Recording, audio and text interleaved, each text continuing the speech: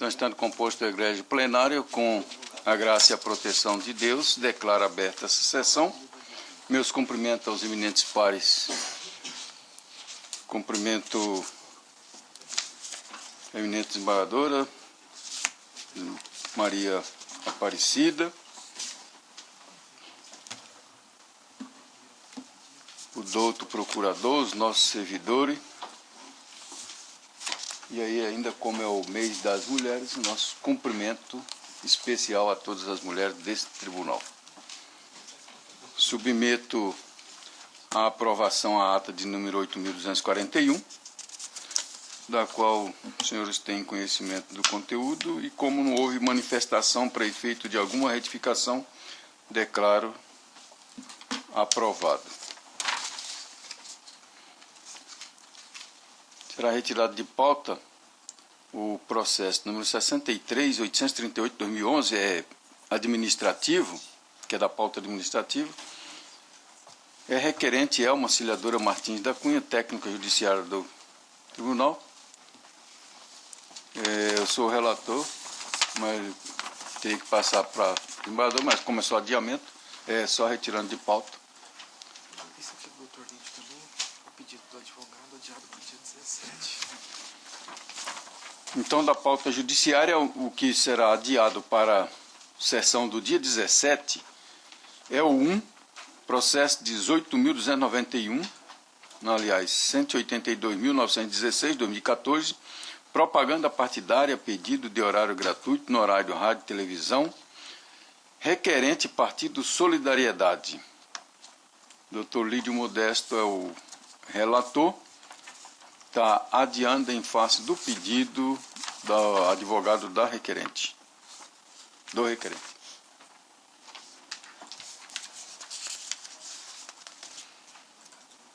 Mesa para julgamento. O 2 da pauta é o processo 49.753/2010, prestação de conta anual, exercício financeiro de 2009, requerente Partido da República, Diretório Regional do Mato Grosso. Dr. Ricardo Gomes de Almeida é o relator, quem concede a palavra. Obrigado, senhor presidente. Trata-se de prestação de contas anual apresentada pelo Diretório Estadual do Partido da República, PR, abrangendo a movimentação financeira referente ao exercício de 2009.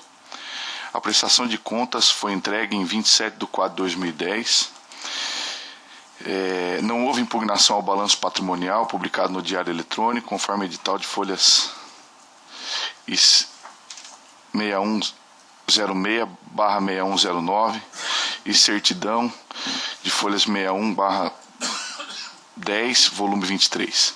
Ao analisar a documentação trazida com a inicial, a Coordenadoria de Controle Interno emitiu relatório preliminar para a expedição de diligências, apontando falhas que exigiam a regularização. Após transcorrer em habeas o prazo para manifestação, a unidade técnica emitiu parecer conclusivo pela desaprovação das contas. Novamente intimado, o requerente alegou cerceamento de defesa, tendo em vista a não observância ao seu requerimento de solicitação de vistas dos autos, logo após a emissão do relatório preliminar. Posteriormente, o requerente protocolizou nova petição, tendo agora prestado esclarecimentos e juntado novos documentos. Ato contínuo, o órgão técnico emitiu novo parecer, no qual manteve o posicionamento pela desaprovação das contas.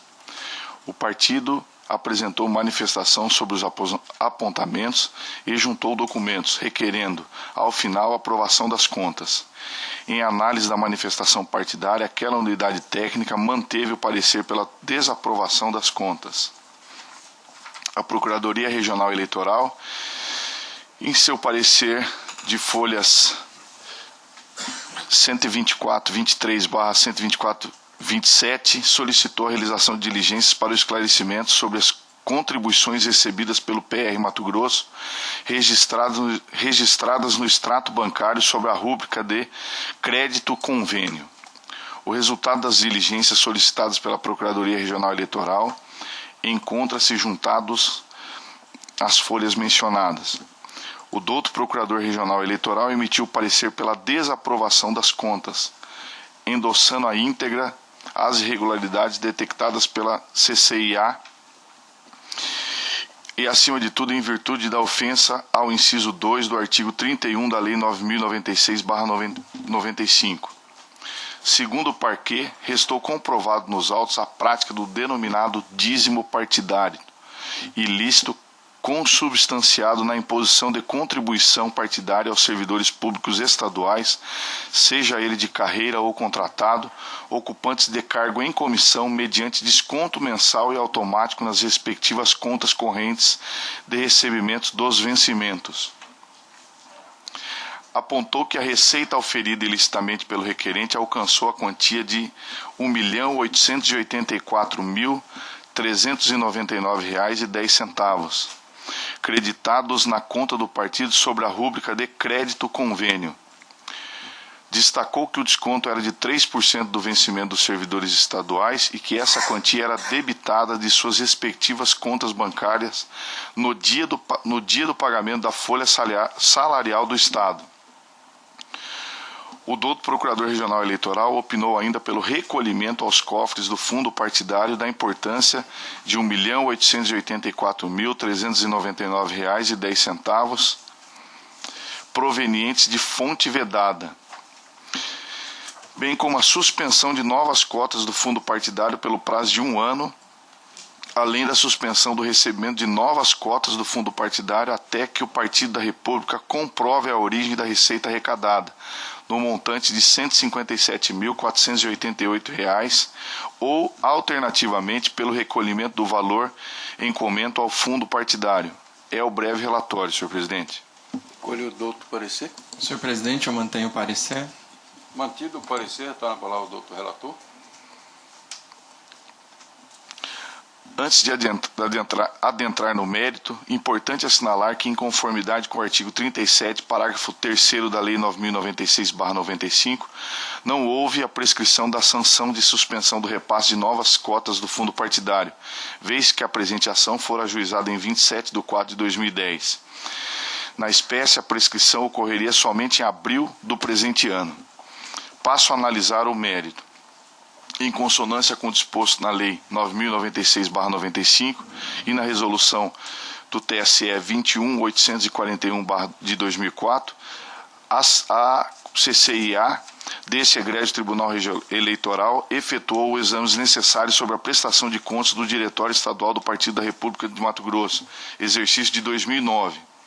Após várias análises em decorrência da apresentação de documentos e esclarecimentos pelo partido, a unidade técnica constatou que persistiram as seguintes inconsistências na prestação de contas sob exame. Item 1. Doações recebidas pelo partido a título de contribuições, doações de pessoas físicas, no total de R$ 1.883.895,10, sem o detalhamento dos respectivos contribuintes doadores, nos moldes necessários ao preenchimento do demonstrativo de doações recebidas. Item 2. Ausência de identificação da origem dos recursos repassados aos partidos políticos, no montante total de R$ 507.484,91. Item 3. Inconsistências na documentação comprobatória de despesas, com data de emissão em 2008, registradas no exercício de 2009, em desacordo com o disposto no artigo 9º da Resolução do TSE 21.841 de 2004. Item 4. Ausência de documentação comprobatória de despesa com aluguéis e locações. Item 5. Divergência nos valores apresentados no registro contábil com despesas com serviços prestados por terceiros. Item 6. Divergência nos valores apresentados do registro contábil com o pagamento de impostos e taxas. Item 7. Despesas com água e energia elétrica em nome de terceiros, contrariando o disposto no artigo 9º da Resolução do TSE. Analisando os itens apontados, verifique-se a permanência de irregularidades que comprometem de forma mais grave as contas, as quais destaco abaixo.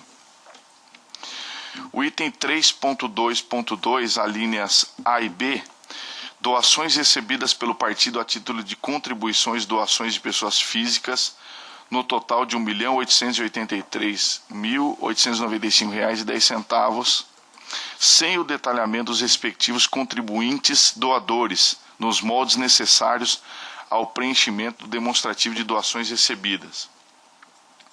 Após a regularização de diligências para averiguação do valor recebido, o órgão técnico constatou que a documentação juntada não foi suficiente a esclarecer as inconsistências apontadas, vez que não foram identificadas as respectivas origens com a descrição de nome, CPF no extrato bancário, a teor do disposto no artigo 4º, parágrafo 2º da Resolução do TSE 21.841 de 2004. Indica ainda a presença de fortes indícios da prática do denominado dízimo partidário, ilícito também amplamente destacado no parecer do douto Procurador Regional Eleitoral. Desde 2005, a prática de cobrança de dízimo ou caixinha por partidos políticos contrariam a determinação do Tribunal Superior Eleitoral. A legislação aplicável à espécie veda ao partido político receber contribuições pecuniárias por meio de desconto em folha de pagamento de titulares de cargos de chefia e direção demissíveis ad nutum, da administração direta ou indireta, por ostentarem a condição de autoridade. Cito os dispositivos, no voto que está disponível a Vossas Excelências. Na ocasião, os ministros consideraram que o expediente é ilegal por acarretar um verdadeiro desvio indevido de direito público, mesmo quando a cobrança é realizada de filiados ao partido. Isso porque a lei dos partidos políticos proíbe as legendas de receberem, ainda que indiretamente, dinheiro de órgãos públicos. O único dinheiro público que os partidos podem receber é o fundo partidário. A determinação, porém, vem sendo ignorada pelos partidos que, ano após ano, tentam de forma maliciosa burlar essa proibição. Prova maior disso é a análise das emendas dos acordos desta Corte nos processos de prestação de contas do Diretório Estadual do Partido da República relativo aos anos de 2007 e 2008, que eu cito a ementa no voto disponível.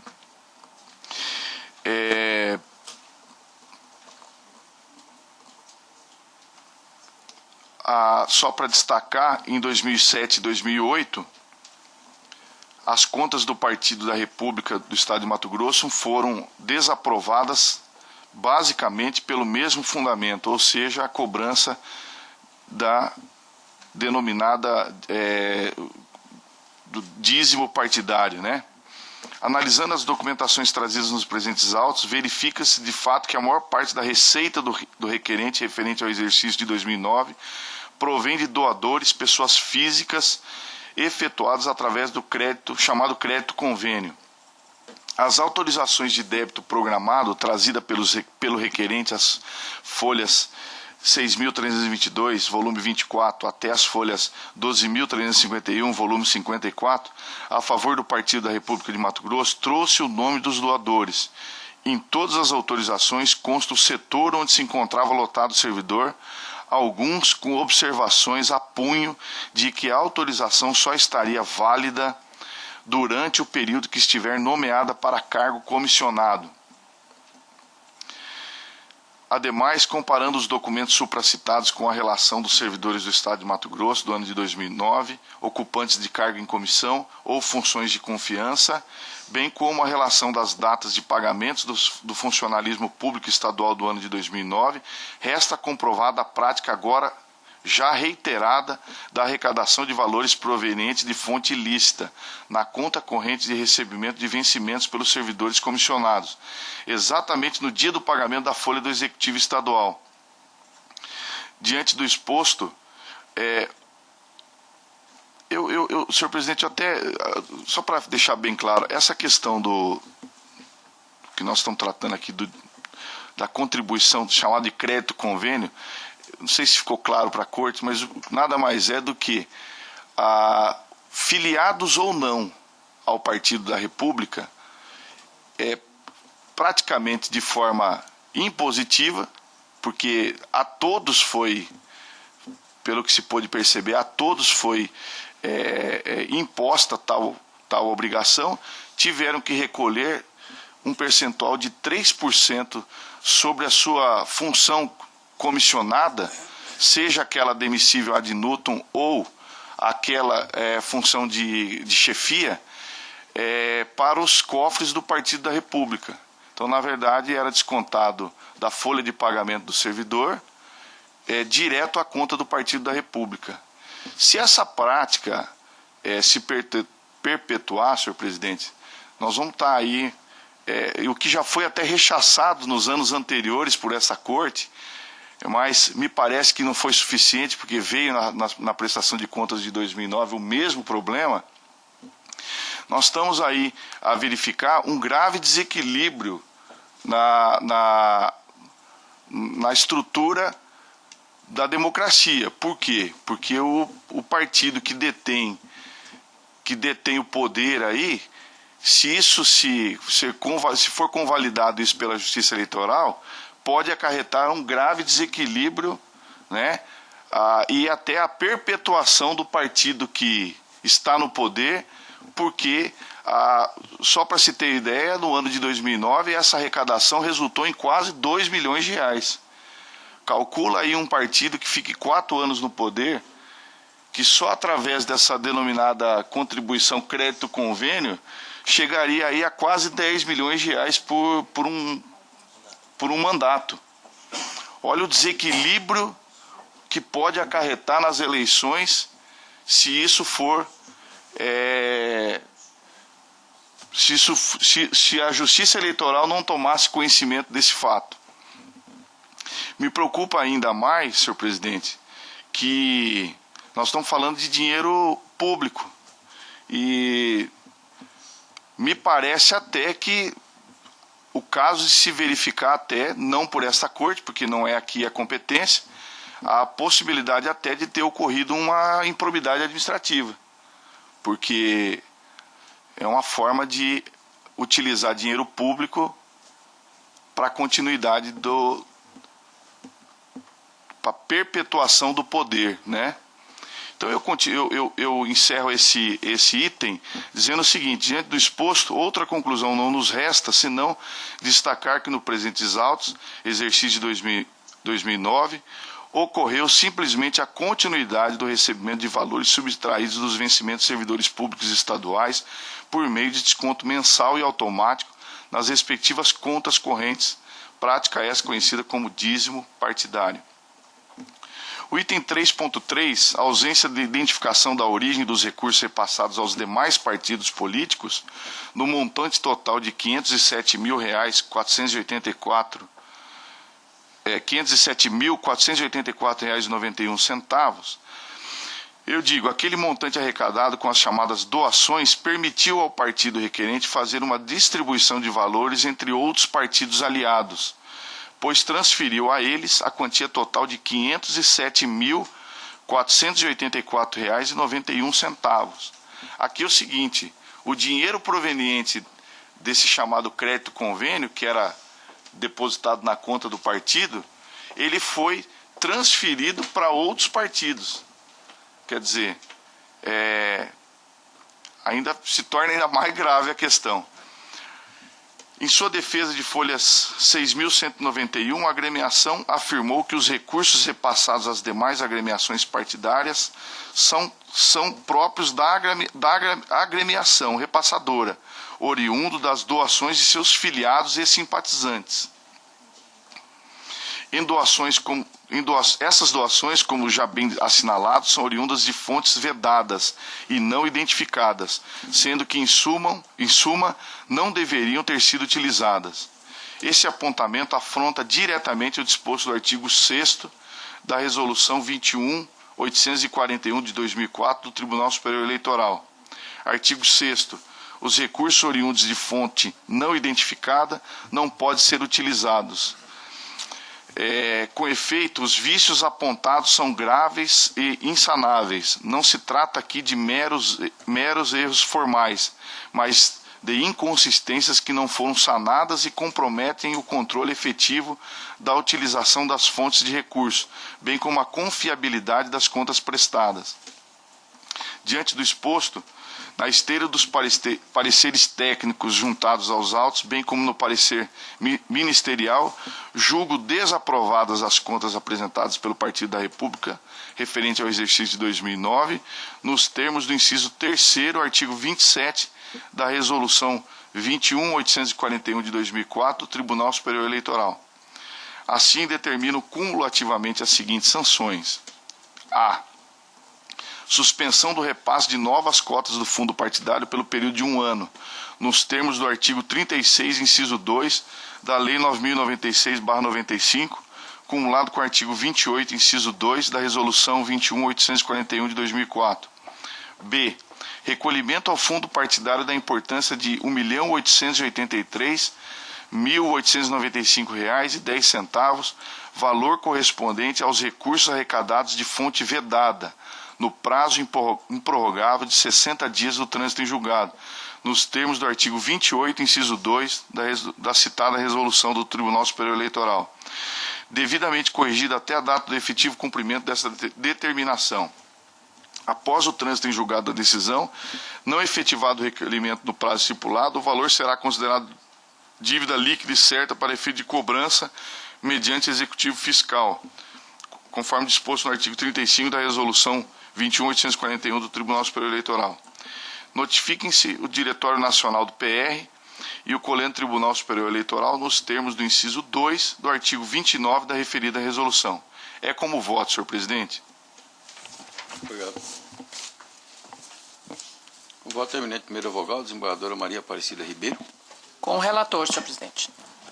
Doutor Pedro Francisco da Silva. Senhor presidente, o tema já é do conhecimento desta corte. O voto do eminente relator é primoroso e eu compartilho com todas as suas preocupações, razões pelas quais eu o acompanho integralmente. Doutor Agamenon Alcântara. Senhor presidente, como bem informado pelo Dr. Pedro Francisco, essa matéria ela já veio, acho que se não me engano, nas contas de 2008, né, e 2007. E o voto vai bem ao encontro do entendimento desse tribunal, como diz o Dr. Pedro Francisco, um voto primoroso. Eu acrescentaria e sugeria aqui ao tribunal, até diante da manifestação do Dr. Ricardo sobre a eventual existência ou não apuração de improbidade administrativa, que realmente não é matéria afeta a esse tribunal, na parte dispositiva aqui, acrescentar um item C, no encaminhamento dos autos ao Ministério Público Federal e Estadual para análise de eventual existência ou não de improbidade administrativa, porque nós estamos assim, constantemente verificando e constatando essa situação, conversando até aqui, né, não sabe-se lá se hoje não tem ou tem ainda essa prática, e de repente essa prática pode ser sim utilizada constantemente. E o fato de eventualmente nós encaminharmos esse procedimento pode alertar, se é que já não há esse alerta, sobre uma prática que pode ser, está vindo para cá em razão de ter detectado, mas sabe-se lá se não existe outras práticas nesse sentido. Então, a minha sugestão é que colocasse também um item a mais aqui, encaminhando todo o procedimento ao Ministério Público Federal e Estadual, porque dependendo da competência pode ser uma abordagem, pode ser do Ministério Público Estadual, para verificação da eventual existência de um ato de improbidade administrativa, tanto passada como eventualmente até, sabe-se lá se a prática está sendo perpetrada. É isso que eu acrescentaria isso. Senhor presidente, eu acolho a sugestão do eminente Dr. Agamenon para incluir o item C no voto, né, nos termos da... Seria isso. Encaminhar o item C, né, que será a parte dispositiva aqui. Determina cumulativamente as seguintes sanções. Item C, encaminhamento ao Ministério Público Federal e Estadual para o fim de análise de eventual ato de improbidade administrativa. Sim, uma observação. Talvez pudéssemos mandar ao Ministério Público Eleitoral, porque aí ele caberia ao Ministério Público Eleitoral fazer essa distinção, se é o caso de encaminhar, de propor alguma medida no Ministério junto à Justiça Federal ou encaminhar ao Ministério Público Estadual, né? Poderia, não sei se o doutor concorda. Pode ser. Sim. Então, primeiro encaminhar para o Ministério Público Eleitoral, né? Então, a sugestão, senhor presidente, só para deixar bem assim, né, seria encaminhamento ao Ministério Público Eleitoral para fim de análise de eventual ato de improbidade administrativa ou desse jeito aí o Ministério Público faz distinção lá. Tem uma questão assim que me preocupou, porque na verdade o recurso é privado, né? Quer dizer, é um recurso que é retirado do próprio servidor, do salário dele. Então, a rigor, me parece que não é um recurso público. Mas pode haver um outro desdobramento, talvez do princípio da moralidade pública, enfim, sei lá. Algo pode ser realmente estudado dentro dessa perspectiva, né? Até o doutor Lídio até me permite compartilhar, me dizia que talvez, se não seria o caso de em vez de determinar a devolução do recurso ao fundo partidário, devolver-se aos próprios interessados, aos próprios filiados, porque o recurso era dos filiados, né? São identificados, né? Realmente é uma questão bem interessante que merece uma reflexão até, né? Num primeiro momento, Quase 2 milhões para o fundo, né? Numa análise que acaba voltando depois de recurso para os próprios partidos, né? Quer dizer, então, que na verdade quem foi lesado nesse processo foram os filiados, porque foram coagidos pelos partidos a devolver o recurso, a suprimir do seu ganho um valor e entregar ao partido. E agora, indiretamente, nós vamos devolver o recurso para o partido, para o fundo, que por sua vez vai devolver aos partidos também, né?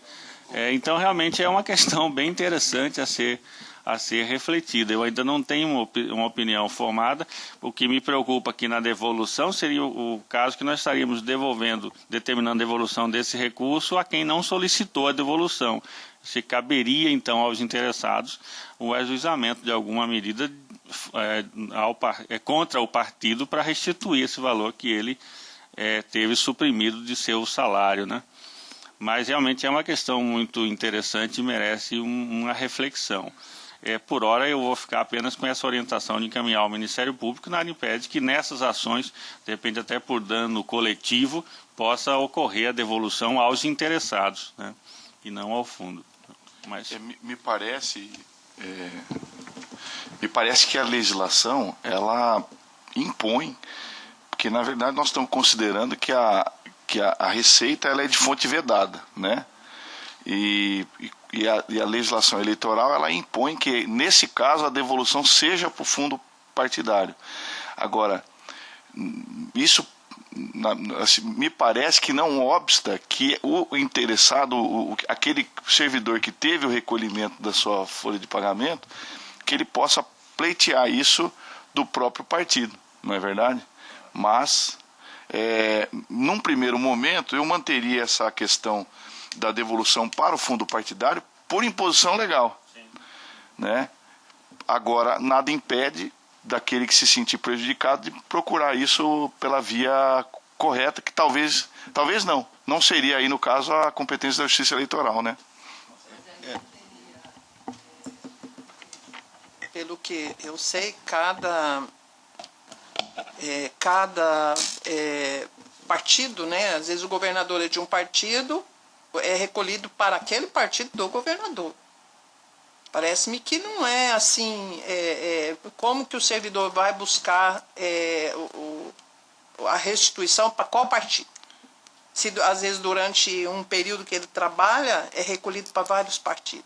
Então, eu acho que realmente o recolhimento ao fundo partidário, né, se ele tiver que buscar, teria que buscar realmente no fundo, né, porque ele não sabe qual partido que eu acho que é de acordo com a administração. Se a administração é do PR, o recolhimento que é feito através desse desconto dos servidores é para o PR. Se for PMDB parece-me que funciona mais ou menos assim.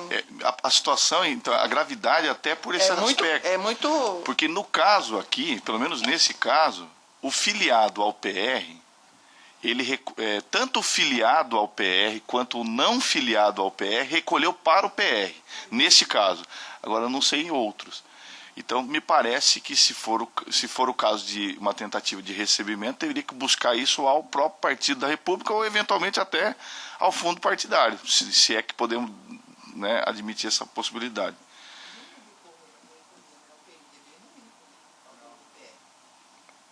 Eu acho que é um grupo, né? É um grupo.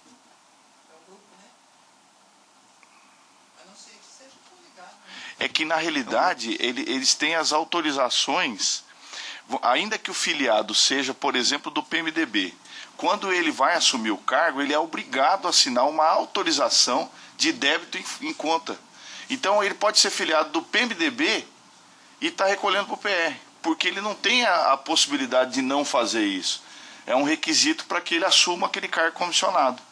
Então, me parece que essa é uma situação ainda mais absurda, que é um filiado de um outro partido recolher a um partido diverso daquele que ele é filiado apenas porque ele vai assumir um cargo comissionado, né? Que entra como uma consignação em folha de pagamento, mas na verdade é uma prática de contribuição aí para o partido que tá no governo, né? Presidente, eu vou adiantar meu voto, eu acompanho integralmente o voto do relator. Mas a minha conversa paralela com o Dr. Pedro e essa coisa que me suscitou de repente aqui foi porque é o seguinte, evidente que a legislação determina o recolhimento de verba de fonte vedada para o fundo. Mas eu estava assistindo esses dias uma reportagem bem recente a respeito dessas operações e esses depoimentos que nós temos visto amplamente na mídia. Disseram que empresa não doa para candidato, empresa investe, né? E se ela investe, eu penso que daí sim nós poderíamos considerar que este valor recolhido deste investimento pode ser considerado fonte vedada se entrou para algum caixa. Já com relação ao caso concreto, não é investimento, o cara é obrigado, né? Então, se a pessoa é obrigada nesse contexto, né, não é a primeira vez, a gente pode considerar que assim o é, porque já foi julgado pelo Pleno, né? E se existe uma coação, não é um investimento, eu penso que daí, embora o valor não seja legal, né, mas não poderia, eu não sei, estou só elucubrando na verdade, né, não ser considerado como fonte vedada, daí sim não ser redirecionado o valor para o próprio fundo, né, entendeu? E aí sim porque se foi coagido não foi investimento, né, e aí sim talvez retornar para aquele que indevidamente teve subtraído um valor do seu salário, né. Bom, não sei, é um caso a se pensar no futuro, quem sabe, mas é só por isso, mas eu voto com o relator. Senhor presidente, realmente a questão é polêmica e eu vou até, não só concordando com todos os pares aqui, comentar até para ir mais além. Quando se trata dessas doações e que acaba fazendo uma certa partilha entre os partidos, isto serve até como negociação para se atrair esses partidos tidos como nanicos para se arregimentar em torno de um partido, digamos assim, principal, mãe, para fortalecer esse partido, porque essa arrecadação impositiva, como eu também acho que isso é uma questão que até para fins pedagógicos seria bom que se voltasse para o próprio aquele que doou de maneira impositiva pudesse receber isso de volta, até porque ele não tem como discordar dessa questão, e esses valores acabam servindo implicitamente como base de troca e negociação, o que isso a gente tem que realmente coibir. Portanto, eu voto integralmente, acompanho o relator. Eu sem registro, só para efeito de discussão, a devolução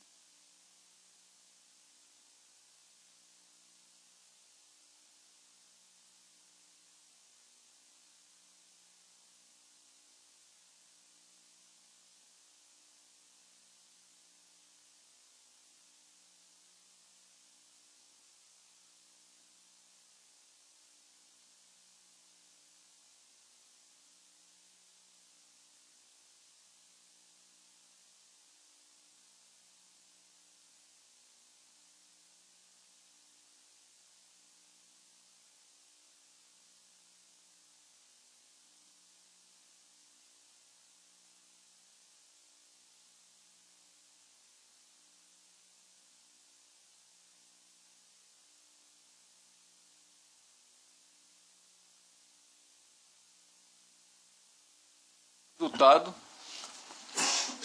a desembargadora Maria Aparecida, com relação à remessa para o Ministério Público, está de acordo, né?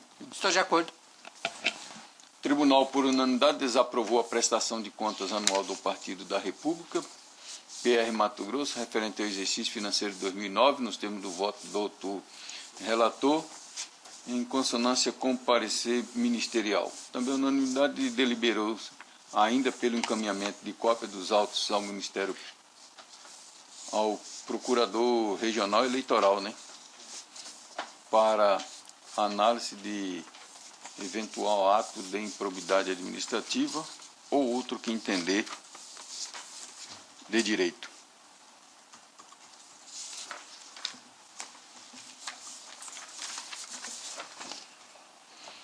Temos dois aqui assim, que é administrativo, que esse é da minha relatoria, eu coloco em votação o processo 2139, processo administrativo de designação de juiz para jurisdicionar a 40ª Zona Eleitoral de Primavera do Leste, requerente sessão de registro de membros juízes eleitorais. Eu sou o relator. O 1010 também é administrativo, designação de juiz eleitoral para jurisdicionar a 61ª Zona Eleitoral de Comodoro, término do biênio do juiz titular. Também requerente sessão de registro de membros, eu sou relator. Com relação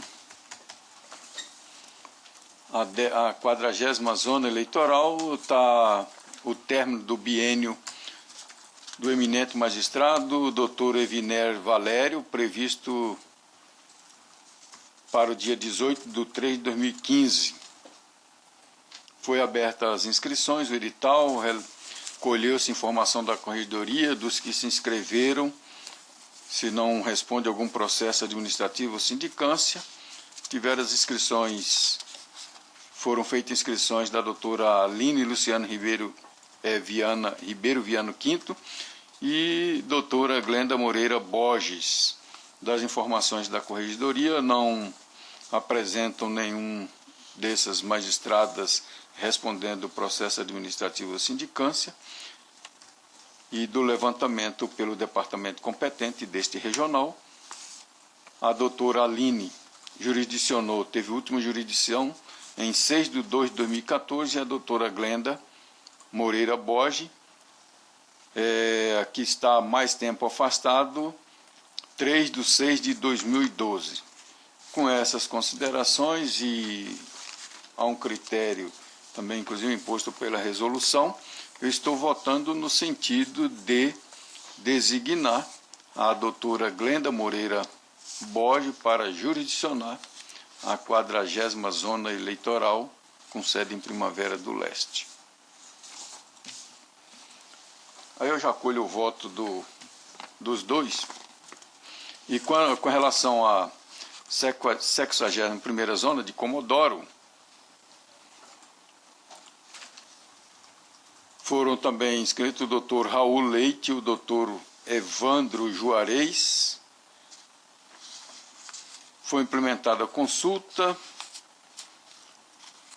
O doutor Evandro Juarez Rodrigues, juiz da 2ª Vara do Comando, manifestou-se interesse em assumir a titularidade na ocasião em que declarou a não incidência de impedimento.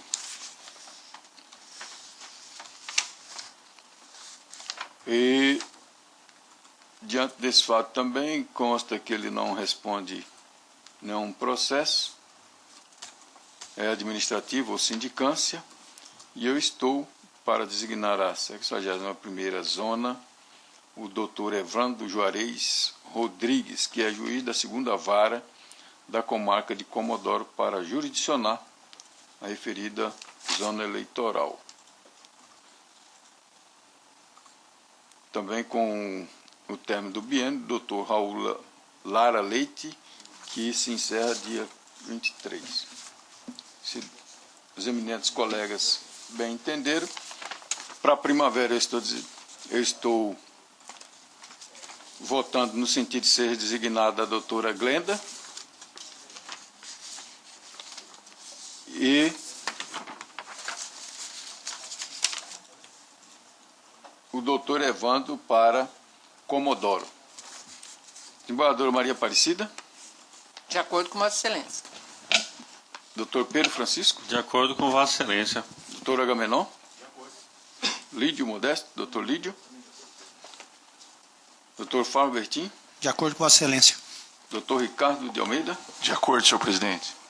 Então, anunciou o resultado para ambos. O tribunal, por unanimidade, designou a doutora Glenda Moreira Borges para exercer a titularidade da 40ª Zona Eleitoral, com sede em Primavera do Leste, bem como designou o doutor Evandro Juarez Rodrigues para exercer a titularidade da 61ª Zona Eleitoral, com sede em Comodoro, com efeitos a partir da data da lavratura do respectivo termo e entrada em exercício.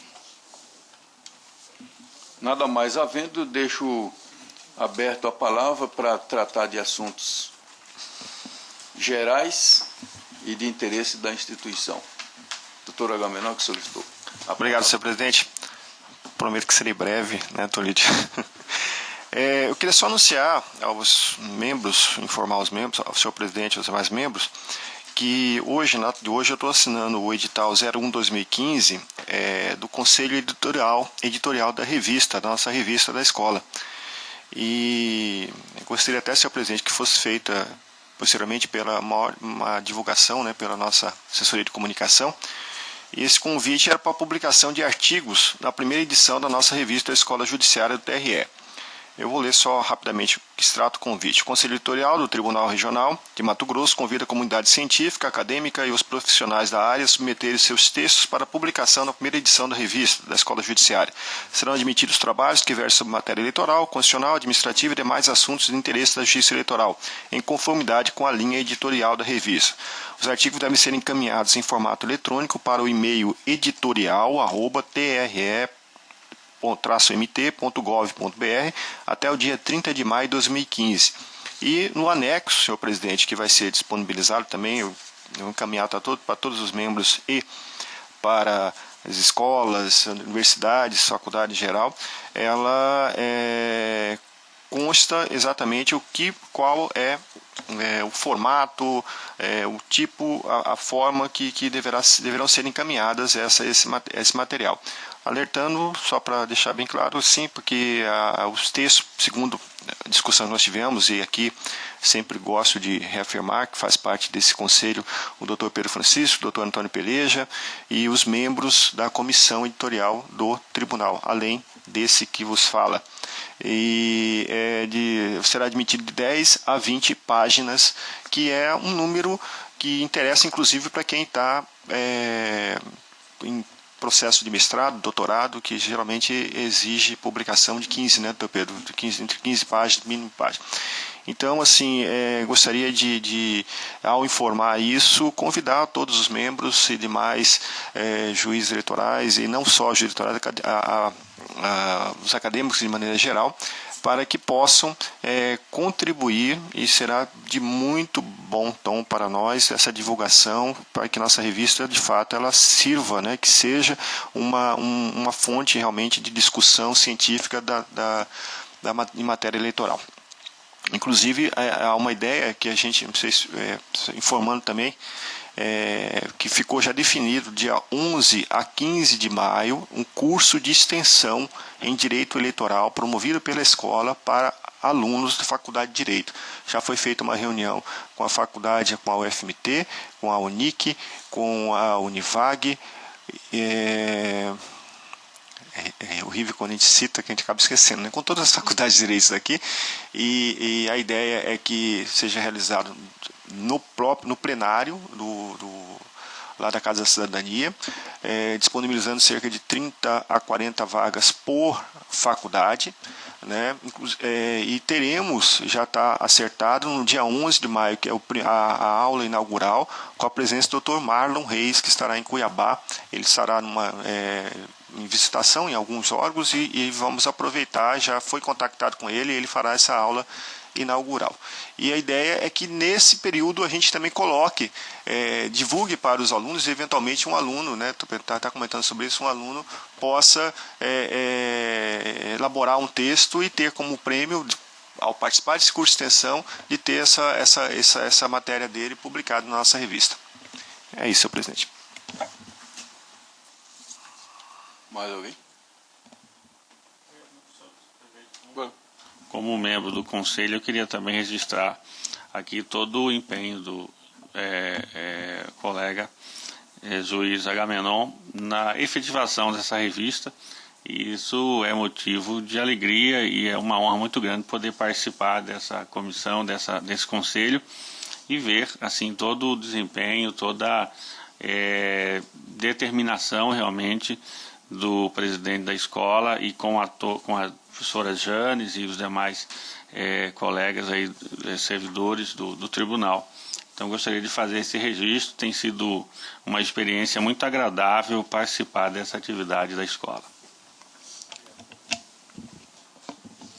Eu não sei, só a título de informação, se mandou o convite também para a Escola Superior da Advocacia, né, Senhor presidente, o memorando está sendo, porque nós fizemos a reunião, discutimos a modalidade. Ontem foi o último dia, o último prazo para que os demais membros tivessem alguma opinião, alguma outra sugestão. Até o Dr. Pedro fez uma sugestão ontem. Eu estou assinando hoje esse memorando. Vamos mandar para a Escola Superior da Advocacia e para todas as escolas para divulgação. Isso será feito. Que isso aí, né, tanto enobrece a nossa escola e a nossa revista, como também vamos mostrar a toda a comunidade jurídica ou não jurídica os expoentes que nós temos também aqui, né? E a gente sempre destaca aí, são bons escritores, temos excelentes procuradores, promotores, aqui mesmo tem um presente, né? Excelentes advogados, e cada um pode até também mostrar a sua participação, né, no sentido acadêmico. A desembargadora aqui já propôs fazer um artigo para a revista, né? Ela é sempre ovacionada lá na Universidade de Rondonópolis.